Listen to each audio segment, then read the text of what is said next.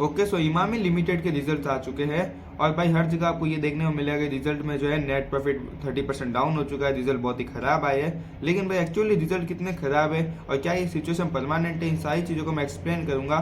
साथ ही में प्राइस पे क्या इंपैक्ट होने वाला है, क्या प्राइस यहाँ से और ज़्यादा नीचे चला जाएगा या ऊपर चला जाएगा, इन सारी चीज़ों को एनालिसिस करने वाले हैं। तो ये वीडियो एंड तक देना बिकॉज काफ़ी कुछ जानने को मिलने वाला है। Let's start the video. Okay, तो सबसे पहले बात करते हैं इमामी के रिजल्ट्स के बारे में। और डिटेल्स में है ना काफी कुछ इंपॉर्टेंट चीजें हैं, जैसे कि पहली चीज तो ये, क्योंकि एक एफएमसीजी बिजनेस है और इसका स्पेशली विंटर में सेल ज्यादा होती है, तो उसकी वजह से है ना इन्वेस्टर्स को ये एक्सपेक्टेशन रहती है कि सितंबर और दिसंबर क्वार्टर के जो रिजल्ट है ना वो अच्छे आएंगे और मार्च और जून क्वार्टर के रिजल्ट है वो कम आएंगे। लेकिन इस बार क्या हो गया, ठीक उल्टा हो गया कि सितंबर के रिजल्ट तो आ गए बेकार और जो जून और मार्च के क्वार्टर के रिजल्ट है वो ठीक आ गए। अब सितंबर के रिजल्ट जो है काफी शॉकिंग और काफी बेकार है। बेकार कितना है, तो 10% रेवेन्यू डाउन हो गई और 30% नेट प्रॉफिट डाउन हो गया। अब देखो यहाँ पे एक चीज समझने वाली है कि जो नेट प्रॉफिट है ना वो रिवेन्यू से ज्यादा डाउन होगा। अगर रिवेन्यू 10% बढ़ेगी भी ना तो भी नेट प्रॉफिट 30% बढ़ेगा और 10% घटेगी तो जो नेट प्रॉफिट है वो 30% घटेगा। तो ये थोड़ा सा इनका ऐसा रेशियो रहता है। तो ये तो आप समझ गए इस रिजल्ट का हाल। अब देखो मेन बात ये है कि भाई रिजल्ट कम हुआ क्यों, क्योंकि सर्दियों में इनके प्रोडक्ट ज्यादा बिकते हैं तो हिसाब से तो बढ़ना चाहिए, लेकिन कम क्यों हुआ।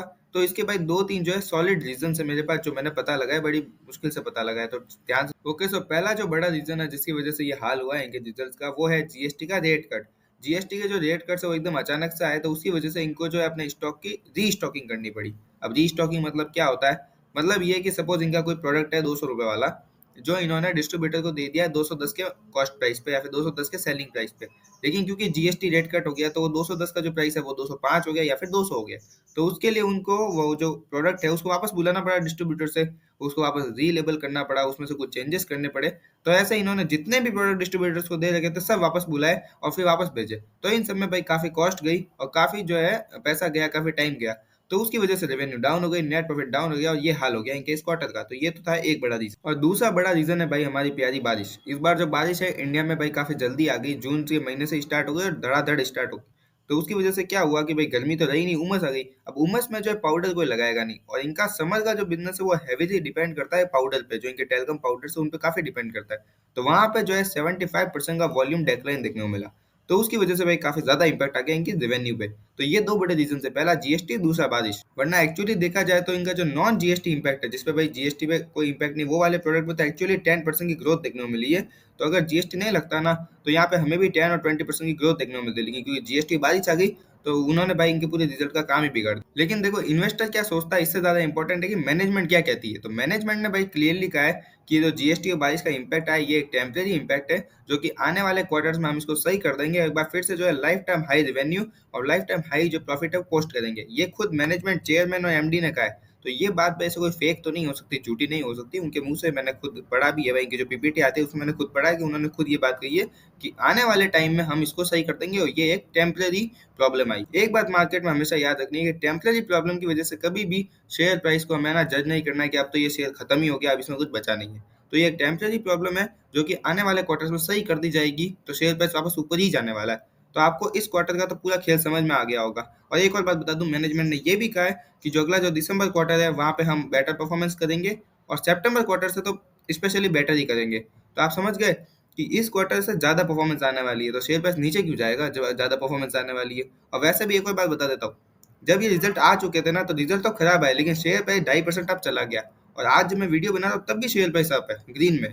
अब वो सब मैं आपको बातें चार्ट में बताने वाला हूँ। बाकी देखो वीडियो लंबी हो गई ना तो देखो काफी कुछ इंपॉर्टेंट है अभी भी, बाकी तो लंबी है तो देख लो काम ही आई। सो अब हम आ चुके हैं भाई इमामी के चार्ट पर। इमामी के चार्ट पर अगेन मैं कहूंगा कि वीडियो को पूरा देखो बिकॉज काफी कुछ है यहाँ पे भी समझने को। सो सबसे पहली बात, इसका लाइफ टाइम हाई प्राइस था 838, ठीक है। और वहां से ये शेयर प्राइस भाई काफी डाउन आ जाता है, क्योंकि मैंने कहा ना कि मार्च और जून के नंबर्स खराब आते हैं तो उसके चक्कर में डाउन आ जाता है। और इस टाइम तो मार्केट भी डाउन थी, तो लगभग लगभग 40% ये स्टॉक जो है डाउन आ जाता है। अब एक और बात बता देता हूँ कि करंटली ये ट्रेड कर रहा है 525 पे, जो कि एक बहुत ही स्ट्रॉन्ग सपोर्ट है। स्ट्रॉन्ग सपोर्ट कैसे, देखो मैंने 3 बार बना रखा है। पहली बार ये यहाँ पे सपोर्ट लेती है, दूसरी बार सेम प्राइस पे यहाँ सपोर्ट लेती है, और तीसरी बार भी अगर आप देखो तो 1 साल पहले यहाँ सपोर्ट ली है। तो 3 बार यहाँ पे जो शेयर है 525 पे सपोर्ट लेता है, मतलब ये बहुत ही स्ट्रॉन्ग सपोर्ट है जहाँ से बार बार इस शेयर को बाउंस बैक करवाया जा रहा है। एक और चीज मैं आपको बताना चाहूंगा कि अगर एक्चुअली इसके रिजल्ट खराब है और कंपनी खराब हो गई है तो ये भाई दो दो यहाँ पे जो ग्रीन कैंडल बनी है ये क्यों बनी है, वो भी एग्जैक्ट सपोर्ट पे ही क्यों बनी है। और इससे पहले भी आप देख सकते हो जब इसने सपोर्ट ली थी तब भी इसने 2 कैंडल बनाई थी। तो ये पैटर्न है ना कुछ रिपीट होते हुए दिख रहे हो। स्टॉक मार्केट में हमेशा ऐसा मैंने देखा है कि पैटर्न रिपीट होते हैं, बिकॉज आखिरकार चला रहे तो इंसान ही, तो इंसान जो है पैटर्न रिपीट करता ही। अब यहाँ पे देखो ये चीज समझ में आती है कि भाई शेयर प्राइस जो स्ट्रॉन्ग सपोर्ट पे है, 40% डाउन है लाइफ टाइम हाई से, अभी टेम्परेरी सिचुएशन की वजह से ऑलरेडी डाउन है। अब किसी को अगर ये लग रहा है कि भाई रिजल्ट खराब आ गया तो शेयर प्राइस सपोर्ट तोड़ के और नीचे चला जाएगा, तो देखो ऐसा नहीं होगा। क्यों? क्योंकि शेयर प्राइस ऑलरेडी डाउन है। तो इसके अंदर जो खराब रिजल्ट का इम्पैक्ट है ना वो ऑलरेडी आ चुका है। ये बात हमेशा स्टॉक मार्केट में हमें याद रखनी है कि खबर आने से पहले यहाँ पे काम पक्का हो जाता है। तो मतलब अगर रिजल्ट अच्छा आने वाले ना तो शेयर प्राइस पहले ही ऊपर भाग जाएगा, और रिजल्ट बेकार आने वाले तो शेयर प्राइस पहले नीचे चला जाएगा।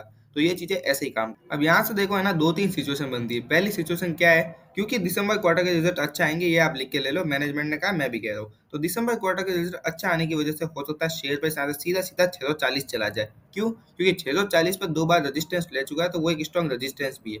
अब 640 पे जाते जाते दिसंबर के रिजल्ट आ जाएंगे, तो उसके बाद क्या होगा वो तो दिसंबर के रिजल्ट में पता चलेगा। लेकिन अभी अपने पास सितंबर के रिजल्ट्स है, तो उसके बेसिस पे मैं ये कह सकता हूँ कि यहाँ से 640 से शेयर जा सकता है। रिकमेंडेशन नहीं, यहाँ कोई भी इसको बाय सेल नहीं करने का, मैं सिर्फ एनालिसिस। और सेकंड सिचुएशन क्या हो सकती है कि भाई एक बार सपोर्ट को तोड़ा जाए, सपोर्ट लगाने के लिए 4-5% नीचे ओपन किया जाए, और फिर एक साथ जो है सारे शेयर्स भर के जो बड़े लोग हैं वो ऊपर ले जा लेंगे। तो ये भी एक केस हो सकता है। लेकिन सारे केस में कुल मिला के शेयर जाना ऊपर ही है, क्योंकि जितना भी बुरा कुछ है ना वो ऑलरेडी शेयर प्राइस में आ चुका है। अब सिर्फ अच्छा ही अच्छा होने वाला है। मैनेजमेंट खुद कह रही है कि भाई शॉर्ट टर्म में हमको जो है ये ट्रेड डिस्टर्बेंस देखने को मिला है, लॉन्ग टर्म में हमारा ये जो जीएसटी वाला मूव है ये हमको फायदा ही देगा और हमारा ब्रांड लॉयल्टी स्ट्रॉन्ग करेगा।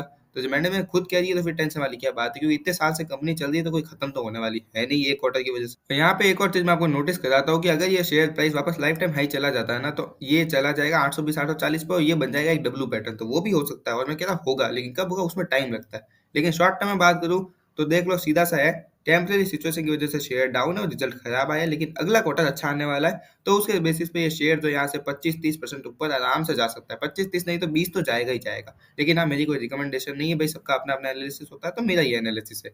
बाकी यही कुछ था भाई इमामी को लेके, ज्यादा कुछ खराब वाली बात नहीं है, सब बढ़िया ही बढ़िया है। इतनी बढ़िया कंपनी है, बोरो प्लस बनाती है, लगाओ सर्दियों में मौज करो। बाकी आपको एनालिसिस कैसा लगा मुझे जरूर बताना, और बाकी किसी स्टॉक का एनालिसिस चाहिए ये भी कमेंट कर देना। मैं मिलता हूँ किसी नेक्स्ट वीडियो में किसी नए स्टॉक के साथ में। तब तक के लिए बाय बाय।